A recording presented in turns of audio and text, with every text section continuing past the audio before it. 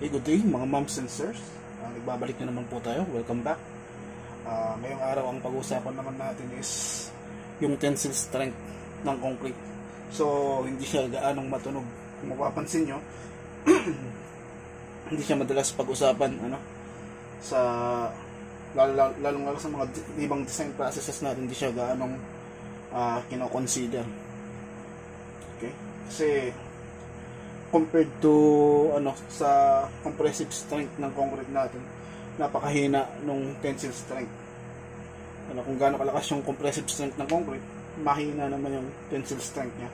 So napag-usapan na natin before dun sa earlier videos ko na yung concrete is mahina sa tension and malakas siya in compression. So ang madalas na ginagamit natin to resist yung tension talaga is yung bakal So pero kasi itong tensile strength ni concrete it's actually still important when it comes to deflection at saka sa mga cracks. So pinag-aaralan pa rin siya, kailangan pa rin sa tensile strength lang. Medyo napakahina kasi nung tensile strength niya para i-consider mo pa. So ito yung approximate value niya is just 8% to 15% of FC prime, which is yung ultimate compressive strength natin. Kung for example yung compressive strength mo is 3000 PSI, so 8 to 15% lang nun yung katumbas ng tensile strength ng concrete na ginamit natin.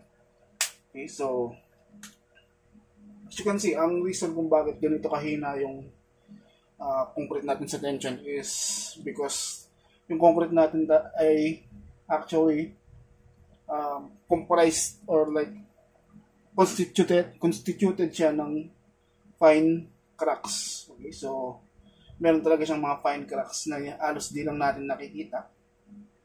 Okay, pero marami siyang fine cracks inside of it. Nagkakos sa kanya kung bakit mahina siya sa tension.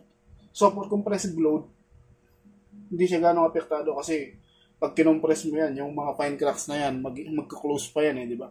Magka-close pa siya. So okay siya sa compression. Pero alam naman natin hindi pwedeng ganyan sa pagdating sa tension. Itong tension na to. Kung bawa in-applyan mo siya ng tension, force dito sa ilalim ng cylinder. So maaaring mag-break agad siya or mag-crack. Okay? Due to tension. So mag-fail agad siya. From 8 to 15% lang ng FC prime or ng ating ultimate compressive strength. So siguro marahil magtataka kayo bakit yung tensile strength natin is hindi natin ina-account dun sa ating design. For tensile design, although meron naman siyang 8 to 15% na value, which is napakaliit nga pero magtatanong kasi yung iba, bakit 8 to 15%, bakit hindi pa rin isama, i-consider dun sa design? Kasi pwede namang yung matitira is papadala mo na lang dun sa steel. Ang problema po kasi dun is, naglagay ako ng example dito. For example, meron kang beam. Okay. So kung kinonsider mo yung for tensile strength, 8 to 15%, napakababa po kasi niyan. For example, magdi-design ka and in-applyan mo siya ng tensile nagkaroon siya ng tensile stress, so magpa-fail agad siya at up to 8 to 15% pa lang ng FC prime mo. So napakababa nun. At pag nag-cause na ng crack yan dun sa concrete, dun sa ganong kababa pa lang na value, wala na ng shear strength yung concrete mo. So parang consider mo na buong crack yung concrete mo. Okay, so magiging magastos siya. Halimbawa magdi-design ka, so parang hahanapin ng calculation mo na palakihin yung area ng concrete mo para lang ma-satisfy mo yung design. So hindi na siya gino-consider pagdating sa tensile.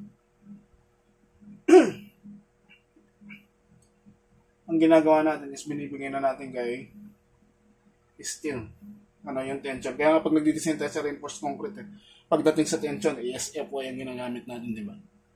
Tapos sa upper natin, pag nasa taas yung konkreto tapos nasa baba yung steel, taas naman is yung FC prime ang ginagamit natin. Okay, so yun po yung reason kung bakit yung tensile strength ng concrete is hindi gaanong kino-consider sa ibang design processes natin. Although sabi ko nga, mahalaga pa rin siya sa cracks and deflection. So, yan, nakalagay naman dito. So, may mo lang papansinin itong mga sinulat ko dito. Nasabi ko na to, often neglected in design. Tapos, important pa rin siya sa cracks and deformations. Pero sa katulad nga ng sinabi natin, dahil important siya sa crack and deformations, gumawa pa rin sila ng way paano natin kumbaga ba mariread or malalaman yung value nito. So doon pumasok yung tensile modulus of elasticity. Okay, so nagkaroon sila ng mga testing, and then some studies or some research and experiments says that yung tensile modulus of elasticity niya is just equals lang din naman nung compressive modulus of elasticity ng concrete. So, ano yung value nun? Ang nilagay ko na lang dito is yung 4,700 FC prime for metric system and for normal weight concrete. Kung gusto nyo makita yung mga formulas natin na complete, dun sa last video natin about sa modulus of elasticity ng concrete, pwede nyo balikan yung isa kong video. Naka-playlist naman po yung mga video natin dyan, so masi-search nyo. Sunod-sunod po kasi yung aking discussion nitong mga topics na to. So ayun nga, balik tayo dun sa topic. Although not a lot of research is saying na ito is accurate, na talagang equal siya dito sa 4,700 square root of FC prime. Okay? So nilalagay natin dito yung next nating discussion or drawing.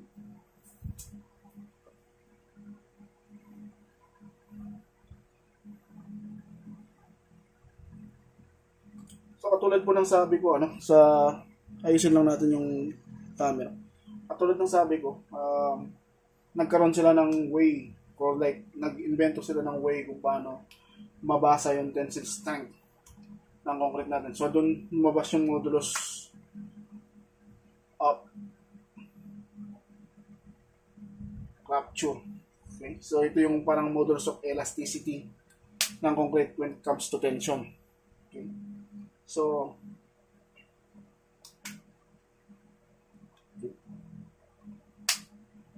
so ang value nga po pala ng modulus of rupture is not actually directly proportional to FC prime. So, habang lumalaki si FC prime, hindi siya proportional, hindi rin lumalaki sabay si modulus of rupture or tensile strength ng ating concrete. Pero, directly proportional siya sa ating square root of FC prime. So, kailangan mo pa siyang square para mag-equate. So, for example, meron 3,000 PSI. So, square mo pa yan. So, nandun lang alos yung strength ng ating ng ating concrete when it comes to tension.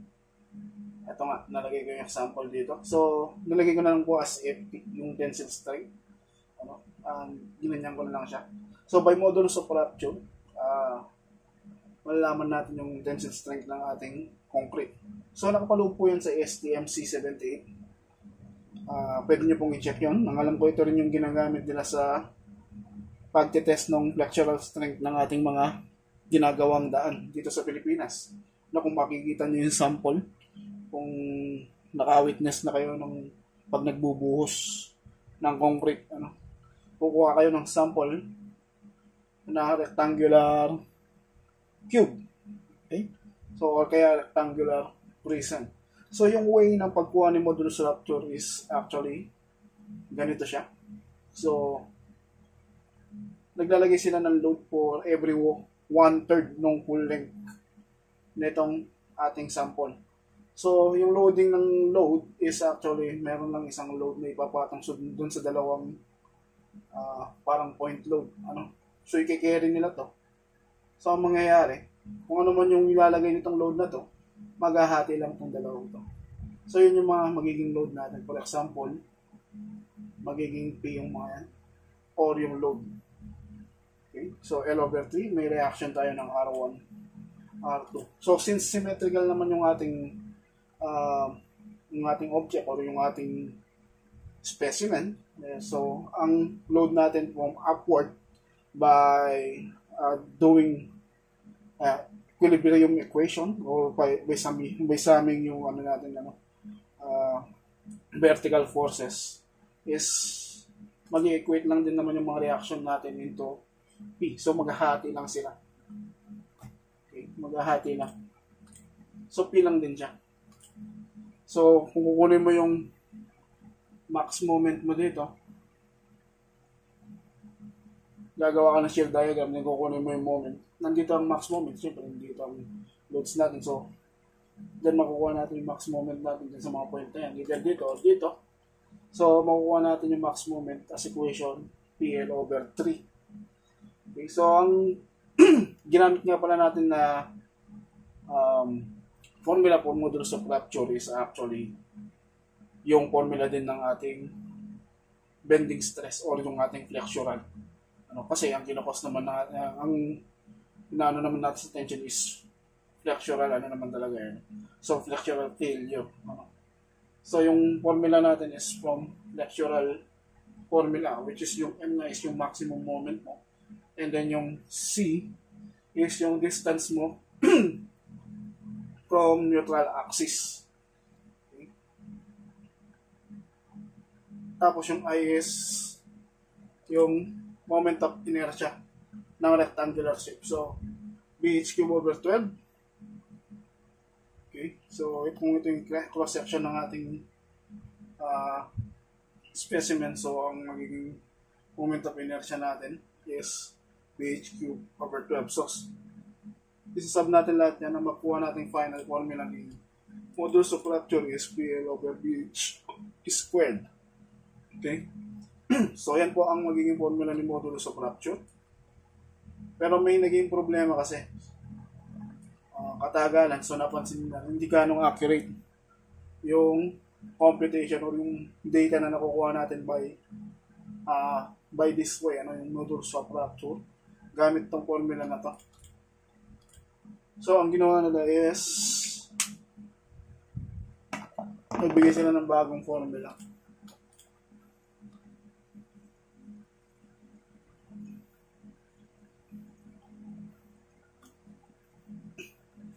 So, the reason why nga pala kung bakit hindi daw accurate is because proportional yung stress natin dito sa directly proportional yung stress natin dito lang sa distance from neutral axis. So, nagbigay sila ng bagong formula which is 7.5 lambda square root of FC prime.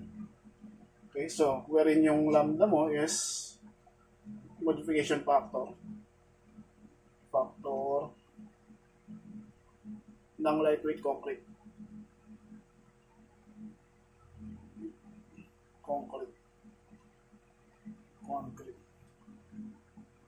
So, nag-iiba-iba to. So, pwedeng bumaba yung value ng rupture mo base dun sa weight ng concrete. May nakita akong value nito, hindi ko siya na-take note, pero may nakita akong value sa Bentley website. So, si Bentley yung gumawa ng stud, So, yan. Yan yung final formula nila. Pero may isa pang way kung paano kunin yung modulus of rupture, although tatakin na natin yun sa susunod na video natin.